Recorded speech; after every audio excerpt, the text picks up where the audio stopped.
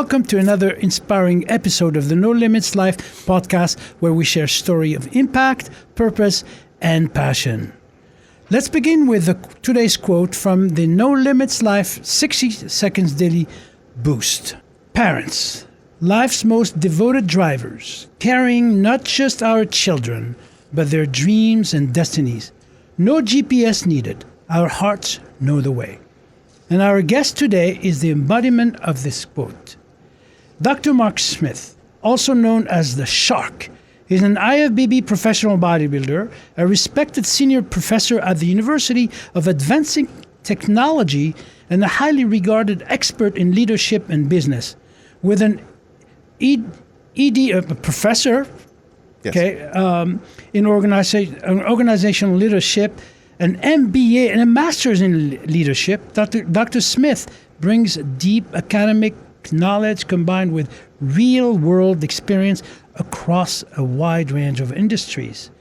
Currently, he serves as the lead professor of business for graduate studies, teaching leadership, entrepreneurship, agile methodologies, and more.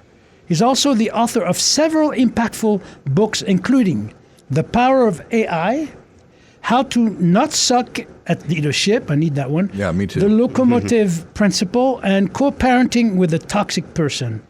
His passion for leadership, discipline, and growth has made him a role model for many. Dr. Mark Smith, welcome to the No Limit Life podcast. Thank you, and quite an introduction. It's a pleasure to have you with us. Oh, thank you. It's a pleasure to be here. Before we get into your remarkable story, tell us, how does today's quote resonate with you personally? Parents, life's most devoted drivers, carrying not just our children, but their dreams and destinies. No GPS needed. Our hearts know the way. It's a very powerful quote, and I guess for me it resonates in just the idea that as a parent, you're not just, your job isn't just to be a parent. It's also to look out for the future of future generations, not just your children, but your children's children, and so on and so forth. It's almost to have a more embodiment of fulfillment of whatever the future holds, and looking past just your own personal experiences and what's in front of you. Mm-hmm. And like longevity, I guess your legacy, and everything that you're going to hand down and showcase for the world that goes with being a parent. So, Mark, I see you're in fitness, and you had a career, or you still have a career in bodybuilding? Still current, yeah. Awesome. That I respect. There's a lot of work. I've been there, done that. It's a tremendous amount of work. What I would say, us as parents, we have several roles. Not just the father. People think that fathering is something that is just being there as a role model, but we have different jobs there. Correct. I would say you're the father, you're the leader. What else you are when you are in that position? Oh, great question. Well, me personally, I'm a single dad, so I fill kind of both roles, so to speak. I also am the caretaker, the champion and cheerleader, the educational specialist, and also I'm trying to be her closest ally and friend, so she can always confide in me whatever she needs to. It's not just a separate, just how my father was very quiet and non-emotional, and he was always there for me though. And that role, I can't be that way. I have to be more. And I want it to be more. So I want to make sure she has all sorts of experiences. I take her everywhere with me, that she never feels like she's a separate part of my life, or that she's in this with me the whole time. So anytime, like last year when I won my first pro show, she was proud and congratulated me. Mm-hmm. Sadly, she wasn't physically there, but she was there. I saw the pictures. Those were awesome. She was there the whole way, as far as we FaceTimed right after prejudging. It was, it's just cool to take her on that journey with me. And you're right, though, but it's more than just being a father figure and just being there. It's there's a lot more that goes into it. Yeah, and so hence that, fitness. When people think about fitness, they think about gym, lifting weight, doing cardio. How about the fitness of being a father? How about the fitness of being leader? How about the fitness of being whatever? When I say being a fit father doesn't mean you have to have 22 inches arms. Yeah. Being a fit father is the one that leads with compassion, right? Yeah. So give me a definition of you, of that, being a fit leader, being a fit father. I guess it's when like my daughter has trouble in school, or when she's having like certain issues of just not understanding what's going on in her emotional or personal life. And me essentially just explaining it to her and then trying to empathize the best that I can in her current situation, and then leading her through the best examples of how to get through that. You have to make sure you're still listening, but because so many times us as parents and dads, we just want to fix the problem right at hand, but we have to listen. Fix. Yeah. And that's always my mentality and default is like, you have a problem, I need to solve it for you. But that's not always the case, especially with young. How old is she now? She's going to be 10. Okay. She's just a 10-year-old daughter. So like her problems, in my opinion, would be minuscule or non-existent. They're not real issues. But in her mind, these are relevant, very astronomically large issues. So you have to coddle them, so to speak, and take your time to explain them and make sure she completely understands what's going on. So being there fully Oh, yeah. for your child, and that is huge, because most people are too busy with their jobs and that they forget about what parenting truly means. Yeah. Parenting is just not being a mother or being a father. There's so many other things that are in that, being a parent. No, and then I'm always, I guess, like constantly trying to think of things that her and I can do together. Like, I don't like her just hanging out at home doing nothing. Like, we go out, we do things. Doing things together. Yes, always. And I try to find as much as humanly possible, because I know for me, I didn't get to do a ton of things as a youngster, even as an only child, but I wanted to express and have fun with her and do things like that. And that is interesting and interesting to think, to ponder about. Doing things with our children. I see so many parents doing just that. Doing. Not being there. They're just doing things, How about being those things? How about doing those things with love? Yeah, agreed. And also doing things that I enjoy and she enjoys at the same time. Exactly. Because, not feeling forced to do those things with them, because at the end of the day, they're going to feel that energy. It's like being in a room with your kid and being completely disconnected. Yeah. You know what I mean by I that. was like that. Okay. I was that kind of dad for a while. I was always thinking about, what do I got to do next? I think these days, and tell me if I'm wrong, parents and their kids, they're together, but they're not together. They're disconnected. True. And because of technology, kids are on their phone all the time. And it's... How do you see this evolving, though? How can we get ourselves back to really doing the things together and really connecting with each other? Oh, that's a deep-seated issue that we can go into a lot of rabbit holes about for it comes parenting time. But I also believe that it's on the parent's duty to essentially really get into your kids' interests. Just don't be dismissive as far as what they were doing. Like as my daughter started showcasing interest in playing like Minecraft or Fortnite and things of that nature. So what I did is, like, instead of just dismissing it or just like, I played games as a kid, so I was like, all right, I'm going to learn how to play these. It's learning what they like to do. Yeah, so I can play them with her, and I'm better than her now, but don't you think that this is also the same thing with your partner? Yeah. To have a long-lasting relationship, you need to learn what they're interested in and what they like. And then we relate it back. So I got a bunch of old modulators that showcase like Nintendo and Sega Genesis, old games that I grew up on in the late 80s and early 90s. And I have like arcades in my house. And I've exposed her to those too, so we can also share those. She can share my nostalgia along with me experiencing what she's currently doing right now. Yeah, Pac-Man too? Yeah. All right. Pac-Man arcade game. And then I watch her just fumble around playing Super Mario Brothers, and I laugh because like she gets irritated because I do it so easily playing these games. I'm like, kid, I grew up with this. You don't go all the way back to the Pong days like my days, right? No. I have in my house, I have Pac-Man, I have an X-Men arcade game, I have Mortal Kombat, I have Capcom games. And then I have my modulators that have like all of the old Sonics and Super Mario Brothers and all the original Nintendo and Super Nintendo games. That's pretty cool. And so she gets to, I bring those up and we play them together. Does she like them, or does she think it's old school? No, she likes them. I mean, they get a little more bored faster than we did because we didn't really have a whole lot of choice. Their games are much more immersive and much nicer. Absolutely. Graphics are nicer. But the gameplay is still phenomenal, and it's still kind of repetitive, and they still can get used to it. But so it's just a fun kind of nostalgia and reminiscent, and also it's a bonding agent for us. So in reference of, to their defense, I mean, the kids, we know that most kids are on their phone all the time, but parents are also on their phones. So here you're taking your child to the restaurant, or kids to the restaurant. And both are you're on your phone, your wife is on her phone, they're on their phone, and nobody speaks to each other. It's a nightmare. Yeah. And you've been there for 90 minutes, you said to each other 2 words. Yeah. I mean, how do we get out of that? I think it's presence. And that's what I caught myself. When I was sick, before I was sick, I wasn't present like I should be, because I was always thinking about what I got to do next. And after I've gotten better, I'm much more present. And I understand what you're saying, but I'm not referring to presence when you're doing that.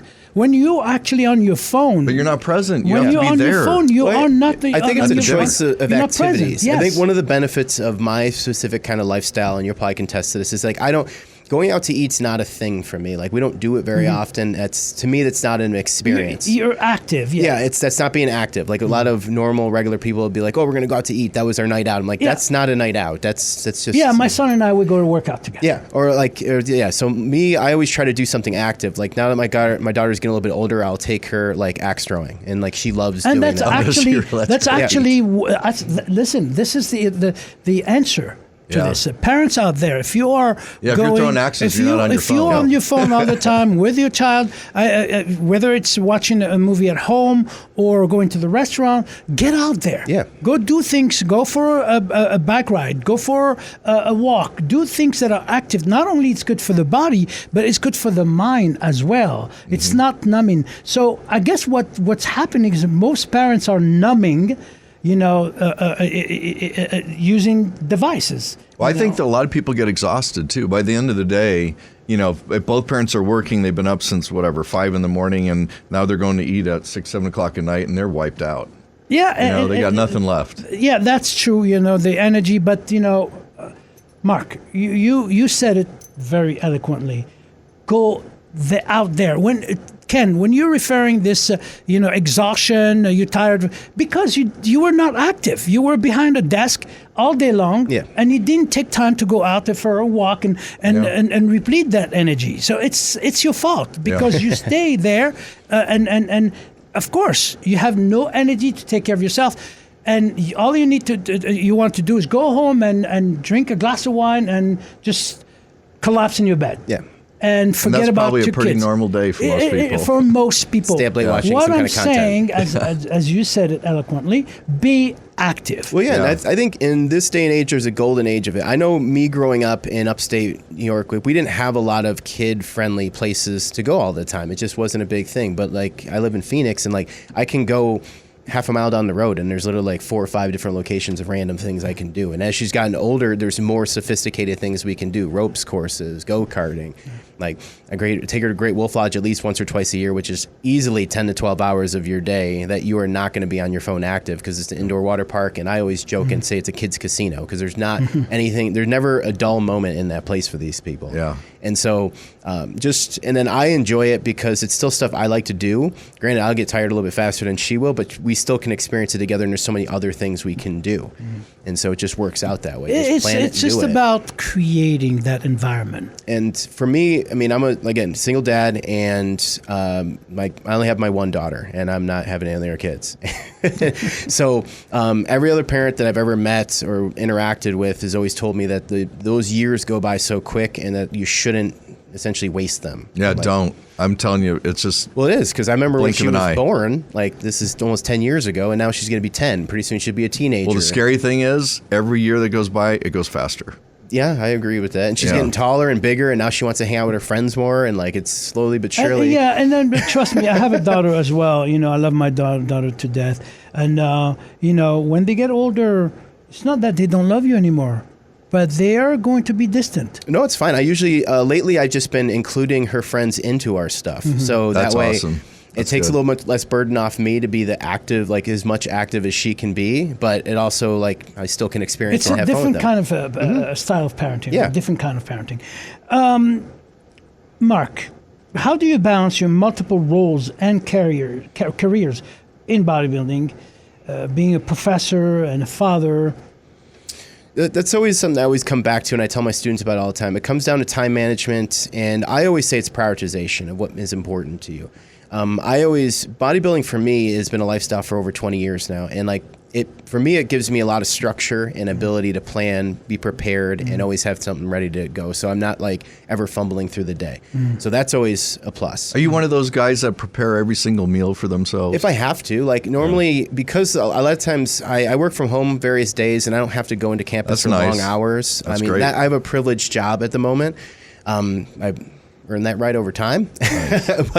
but anyway, but when I did have a corporate job and I was working 50 hours a day and things of that nature, everything was prepared and planned out because I never want to be fumbling or not have something. I have to have everything prepared for me. And then it's also just making sure you have enough time in the day to do everything else you need to. If I want to spend time with my kid, I make sure that everything is done through the day. So that way, by the time she gets out of school, I'm there and that we can go do things after school. I can take her to soccer practice. I can go to her games. I don't miss anything. So you've already worked out. Yeah. You've worked. You're done. Yeah. This week. Time for her. Yeah, because I share custody with my daughter. So right now, this week, I do not have her. So I will sleep a little bit later. I'll stay up later. And I dedicate my day to around my work schedule and how I want to conducively do it. But when I have her, I'm up earlier, I'm prepared faster, I go to the gym earlier, my day's over faster so I can spend the nights and weekend times with her. And that's just how I've always approached that. Yeah. Right. But what I'm hearing here, Mark, is simply discipline. Yeah. Everything you do, whether it's in your profession or in your private life, there is a way of doing it. Yeah. There's preparation. There's discipline. I remember James Cameron was interviewed, the producer or the screenwriter. Director, yeah. Titanic. Yeah, James Cameron. Yeah. That's it? Just Titanic, James and, Cameron? Well, he did a lot more than that. Yeah, James Cameron did so many Aliens movies. is my favorite. Terminator. Oh, yeah. And they asked him about who Terminator. was the person, the actor you worked with that was easy to work with. And he said Arnold. Yeah, I've heard the story. And the answer, they asked him why, and he said because Arnold had a discipline. He did, I guess because he had a career in bodybuilding, and everything he learned from bodybuilding was discipline. And he used the same thing in everything he did. Would you say that's the truth? I agree with that 100%. And also, Arnold has always had the ability to assimilate information and be able to take constructive criticism and input quite well. He's never been, as much as he seems to be egotistical, he was always willing to be better. And again, and that's see, guys, whoever is listening to this is super important. Being arrogant, okay, is not the same as having self-confidence. Yes. And you can have self-confidence because you're actually seeing yourself already achieving what you want to achieve, to the point that you're talking about it as if you had it already. Mm-hmm. I remember an interview with Geraldo asking Arnold what he was going to do after his career in bodybuilding. Well, he said, with that, so it looked like arrogance almost, but it wasn't, because I've been there. And you've been there, and Ken, you've been there. It's because he knew it was there already. Mm-hmm. He said, I will be the highest paid actor in Hollywood, right, and I will be in politics. That was back in 1975, folks. Okay? Mm-hmm. So when you see Arnold, and there are many others, Muhammad Ali is the same way. Mm-hmm. When he said, I'm the best in the world, because he was before he was. Right. Arnold was the best paid actor in his head before, right? I guess what we all need to understand is that if you want something to happen in your life, you need to see it and feel it in order to achieve it. And that's the same in everything we do, you know? So, Ken. So, Mark, I got a question for you. You said, I heard you say just a couple minutes ago, you've been doing this for 20 plus years, bodybuilding. Yes. Okay, so I guess what I'm wondering is, because I know the huge amount of dedication it takes, you know, Nordine obviously knows, after hearing his stories, it's, you know, you don't even know how somebody can do something like that, to push themselves to that level. But what keeps you motivated to just keep hitting the gym, keep going? I mean, you know, hopefully everybody can see, hopefully we can fit you on within the lens of the camera, but hopefully everybody can see, you know, it's obvious that, you know, you're a pro bodybuilder, you got your pro card. But what keeps you motivated to keep doing it? For me personally, it's at this point in my career, it's achievement and accolades. You know, when I was first setting out this journey in my teenage years, I just wanted to like play around with it as a hobby.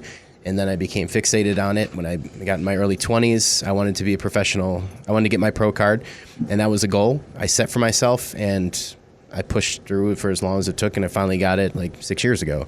Now that I'm getting Has it been 6 years already? Now that I'm getting into my 40s, like my career, and then I know that my timeline is starting to come to an end with my age. We got masters. I know. I applied for the Masters Olympia. I'm waiting to hear back in a couple weeks about that to go to Japan and compete for it. But the ultimate goal when I first became professional, after that felt great, I wanted to step on the Olympia stage. And that's my fixation and that's my goal set. And until I do that, I probably won't ever stop unless my body physically tells me to. And so that's my motivation to push. I mean, no matter how tired I get or I guess inebriated I feel or anything of that nature, like I always tell myself that I set goals, I said I'm going to do these things, and I do them. Like I always have when I talk about like my locomotive principle or any of my motivational tactics, it's my prep or your goals don't care how you feel. They don't care that you're sick. They don't care that you're having an off day. Like you have things you have to do. You do them, and you just do them. I have a checklist that has to get done every day. A certain amount of cardio, a certain amount of calories, a certain amount of training, a certain amount of work I have to do. It's got to get done. Even time with your daughter, right? Yeah. I mean, that's all budgeted time. It's interesting what you know. So many of our guests always like to use this word have. But, you know, in reality, looking at you and knowing your story and feeling your energy, you don't have to do it. You get to do them. Yeah. You're passionate about them. Yeah, I always That's go back, the difference. I go back to priorities because I always I get accolades for my achievements, but there's certain things that I put on the back burner. Like I've been wanting to learn to be fluent in Spanish for years, and I'm doing it slowly, but I'm not doing it as immersely as I'm doing my bodybuilding or being a dad because it's not fixation. Yeah, yeah, absolutely. It's I think of life as a series of mountains to climb. You pick your mountain, you climb it, you get to the top, you enjoy it, you look right and left, enjoy the view, you come down. What do you do next? And find another you one. start thinking about the next one. It's like going to the Grand Canyon. Right? Okay, I saw it. So life is, I think that you cease to climb mountain is when you're dead. I agree. And so, but too many people, run out of life before they run out of time. They don't have goals. They don't have aspirations and dreams. Their life is spent doing nothing. And that's what I would say to them is pick your mountain and climb it. Yeah. And when you're done with climbing it, pick another one. Yeah. And I like to tell my students, prioritization is matters. I remember going through my doctoral program, which is painstaking and not fun at any means. Like that's not a fun education. It's just grueling. And I want to paint it in a bad picture, but it's 3 years of hell. And I just focused on the light at the end of the tunnel. And no matter how late I had to stay up or how much sleep I had to not have or what I had to juggle to get my work done, because I was doing 2 jobs at the same time, plus still trying to bodybuild. And my daughter was really, really young at the time. And single dad. Well, no, at that time I was still married. Okay. So I had at least a support at home to her to watch, but she was a stay-at-home, and I did everything else around the house. But anyway, like that was tough, but I always focused on the goal set of what I needed to do. Granted, you have other little goals that you like to do. Well, I'd like to, check out different restaurants. I'd like to, go to the opera one day. Yeah. Those are things that you can eventually tack off your list, but you have to pick your battles about what's going to be your main focus and time. You get to pick your battles, absolutely. And that's about passion. Yes, and I always go back to what is my kid going to remember me by? What is the world going to remember me by? And your legacy. And as much, a lot of that's not usually a regular topic for people to discuss. It's I want people to look at me as a beacon of success, motivation, and what you can achieve is if you just don't stop. So, you're a driven individual. That is for sure. Yes. People to get to your level physically and mentally and emotionally have to be driven by something greater than themselves. Yeah, and not short term either. You can define it. You can, when you mentioned, having or not having sleep, you are prioritizing a lot of things. And I'm sure sleep is one of them. And otherwise you wouldn't be here talking to me. Mm-hmm. So one of the things that I would tell, the listeners is that when you create harmony, you create life. When you create harmony between the mental, emotional, physical, and spiritual aspects of your life, you create life.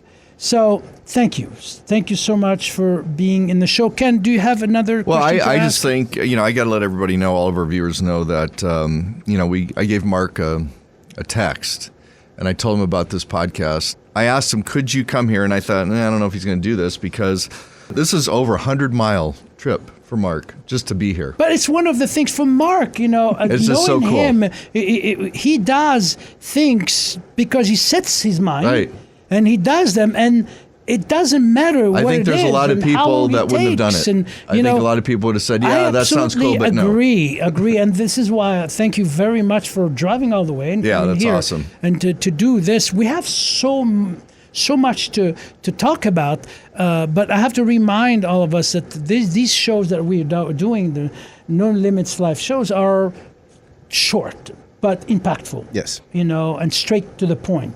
The point that you made today is that know what you're doing, know what you want, and go for it. Never falter. Life is not easy. No. But when you get to the top, you'll enjoy the view and choose something else to be, right? Correct.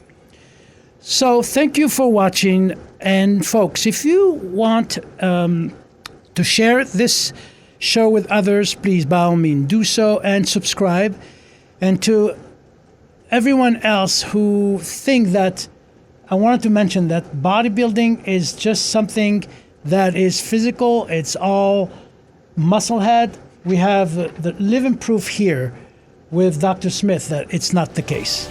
Thank you. Follow your heart. All you gotta do is follow. All you gotta do is follow.